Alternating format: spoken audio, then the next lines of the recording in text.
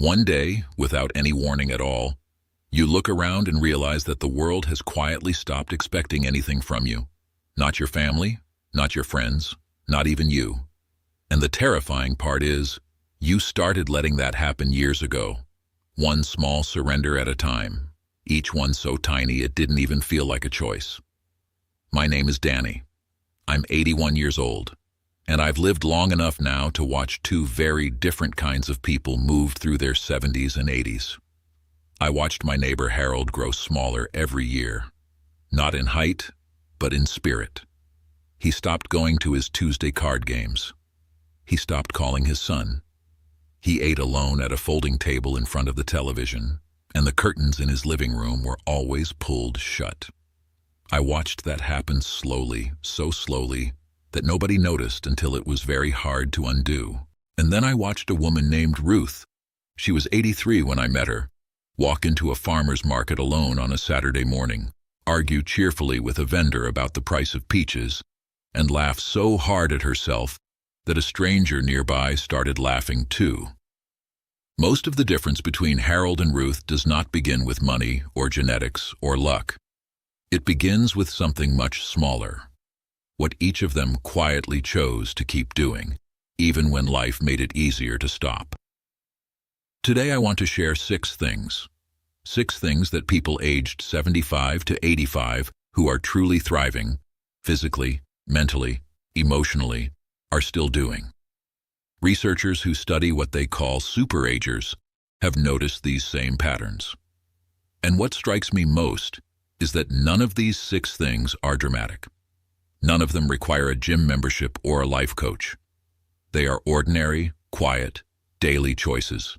And the people who keep doing them are genuinely one of a kind.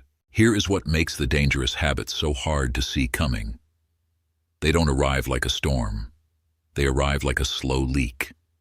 A slow leak in your roof doesn't destroy your house in one night. It drips and drips and quietly ruins the wood underneath for months before anyone notices the stain on the ceiling. The habits that steal independence and dignity from people in their late 70s and 80s work exactly the same way. You don't notice the damage until you're already standing in it. So let me tell you what to protect before the ceiling starts showing the stain. Before we go further, if staying independent and sharp as you age is something that truly matters to you, please take a moment and hit the like button on this video. Not for the channel, but because it tells me that this kind of honest conversation is worth having, and I believe it is. Habit 1. People who age well are still learning something completely new. Not reviewing things they already know. Not rereading books they love. Learning something unfamiliar enough that it makes them feel a little foolish at first. I know this one personally because I resisted it for a long time. After I retired, I convinced myself that I had learned enough. I had earned the right to coast. My granddaughter came to visit one afternoon and found me watching the same television program I had watched every single day that week. She didn't say anything rude. She just sat down beside me and said, quietly, "Grandpa, do you still like learning things?" And something about the way she asked it, gently, the way you ask a question you're already a little afraid of, stopped me cold. Researchers who study brain aging now know that learning a genuinely new skill, not just a crossword puzzle, but something that requires real mental effort, like a new language or a musical instrument, or even a new card game you've never played, creates new neural pathways even in the brain of an 80-year-old. But emotionally, it does something deeper. It tells the brain that the story isn't over yet, that you are still becoming someone. Pick one thing, one genuinely unfamiliar thing. A few months ago, I started learning to identify birds by their calls, just sitting on my porch with a small book and a lot of patience. I feel foolish sometimes. That foolishness is the whole point. Every day you spend only inside what you already know, you are quietly shrinking. Every day you step into something new, even clumsily, you are protecting something irreplaceable. Habit 2. People who age well are still maintaining at least one friendship that requires real effort.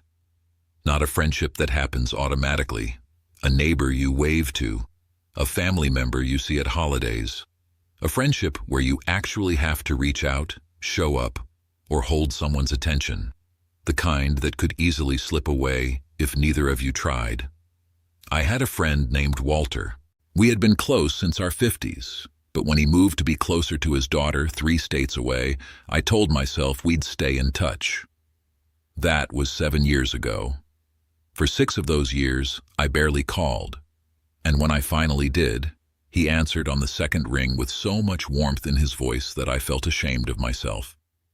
I had let something precious nearly disappear because reaching for it required effort I told myself I didn't have. The science here is both simple and sobering.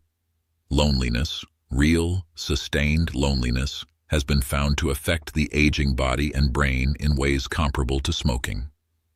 It raises inflammation. It clouds memory.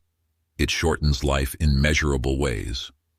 But emotionally, what it does is more quiet than any statistic. It tells the brain that you are no longer necessary to anyone. And once a brain starts believing that, it begins, slowly, to cooperate. Call the person you've been meaning to call. Write the letter you've been putting off. Show up to the thing you've been finding excuses to avoid. Every friendship you let go of in these years is a piece of your own life you are handing back unclaimed. You don't get them back easily. Sometimes you don't get them back at all. Habit 3. People who age well are still doing at least one thing each week that they do purely for joy. Not for usefulness, not for anyone else, just for themselves. Not exercise, not errands, not helping a family member. Something that makes time feel lighter. For a long time I thought this was selfish. I had grown up in a generation where you earned rest. You didn't simply take pleasure. My wife Margaret used to paint watercolors on Sunday mornings. Small, quiet scenes of the garden, the kitchen window, the cat sleeping on the radiator. After she passed, I boxed up her paints. I thought I was protecting myself from grief. What I was actually doing was removing the last weekly reminder that joy is allowed. A friend who came to help me with some yard work one afternoon noticed the box in the corner of the mudroom and asked what was in it. When I told him, he looked at me for a long moment and said, "Danny, what are you saving them for?" Research on what makes elderly people psychologically resilient, able to weather loss and illness and uncertainty without losing themselves, consistently points to something called purposeful enjoyment, not passive entertainment. Something active, chosen, savored. It tells the nervous system that safety and pleasure still exist. It tells the brain that life is still worth constructing, not just enduring. I opened that box. I don't paint the way Margaret did. I paint badly, with the wrong brushes and too much water. But on Sunday mornings now, I paint. That hour's mine. Find your hour. Guard it like something living, because it is. Habit 4. People who age well are still walking, not to exercise, but to be outside and moving among the world. There is a difference, and it matters. Exercise walking has a goal, a number, a route, a time. The kind of walking I mean has no goal except being present in the air, in the neighborhood, in the small living details of an ordinary street. I went through a period in my late 70s when I stopped. My knees were difficult. The weather was usually some excuse, and honestly, going out alone felt a little lonelier than staying in. A woman in my building named Eleanor, she was 84 then, uses a cane on bad days, knocked on my door one October morning and said she was heading to the park and asked if I wanted to come. I almost said no. Something in me was very close to saying no. Walking, even slow walking, even short walking, reduces cortisol, the stress hormone that ages the body faster than almost anything else. It improves sleep. It helps the heart. But what it does emotionally is quieter than any of that. It keeps you in contact with the world, with strangers' dogs, with the smell of cold leaves in October, with the fact that life continues to move outside your walls and that you are still a part of it. Walk somewhere, even slowly, even briefly, even if it's just to the end of the block and back. Staying indoors for days at a time is not resting. It is quietly teaching your body and your brain that the world outside no longer includes you. That lesson is one of the most dangerous you can learn. Habit 5. People who age well are still telling the truth, to themselves and to the people they love. Not cruelty, not brutal honesty that hides behind the word honesty. Real, gentle, sometimes uncomfortable truth. I watched a man named George spend the last 10 years of his life letting everyone around him believe he was fine. His children thought he was happy. His doctor thought he was managing. His friends thought he was at peace. None of it was quite true. George had learned over a lifetime that saying "I'm fine" kept the room comfortable and the conversation short. By the time anyone understood how lonely and frightened he actually was, he was too far into it to accept much help. I had learned some of the same habits. It took me a long time to admit that to myself. There is now real research connecting emotional honesty, specifically the ability to name difficult feelings rather than suppress them, to physical health in older adults. Suppressing emotion chronically keeps the stress response activated. It costs the immune system. It costs the heart. But emotionally, it costs something even harder to measure. The chance to be actually known by the people who love you, to be helped by them, to let them in before it's too late. Tell someone one true thing today, not a complaint, a truth. I've been lonelier than I've let on. I'm afraid of this. I need more from you than I've asked for. It will feel strange. It might feel like weakness. It is, in fact, the opposite of weakness. Every year you spend performing fine is a year you spend alone inside a room that doesn't have to be locked. Mid-roll CTA, notifications. We have one more habit to talk about, and I think it may be the most overlooked one of all. Please subscribe and turn on notifications, because the next video we're working on may help you with something very closely related. How to recognize when someone you love is quietly disappearing before it becomes a crisis. Habit 6. People who age well are still asking for help before they desperately need it. Not after the fall, not after the confusion or the crisis. Before. While they still have the dignity of choosing rather than the desperation of needing.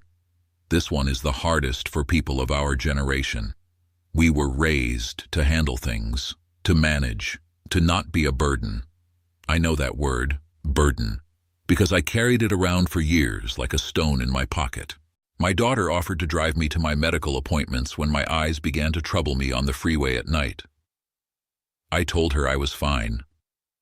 I drove myself for 8 more months, white-knuckled and frightened, because I couldn't bear the thought of needing her. She found out eventually. She wasn't hurt that I'd needed help. She was hurt that I hadn't trusted her with it. Studies on aging and independence, and I know this sounds like a contradiction, consistently find that people who ask for help earlier actually maintain their independence longer. Because asking for help before the crisis means you keep more control over how the help is given, who gives it, and what it looks like. Waiting until you're desperate means someone else starts making the choices. Ask for one thing this week that you've been managing alone out of pride. Just one. It does not make you less. It makes you someone who still knows how to be in relationship with other people, which is, at 75 or 80 or 85, one of the most important skills you have left to protect. So here they are. 6 things that the people who are truly thriving in their late 70s and 80s are still quietly doing, still learning something genuinely new, still tending to friendships that require effort, still protecting time for pure joy, still walking out into the world, still telling honest truth, and still asking for help before the need becomes desperate. None of these are dramatic. None of them will make headlines. That is exactly why most people underestimate them, and exactly why the people who keep doing them stand so far apart from everyone else. The most important things about aging well have always been the smallest ones. The ones that are easy to skip on any given day. The ones that are quietly everything. I'm Danny, and I'll see you in the next video.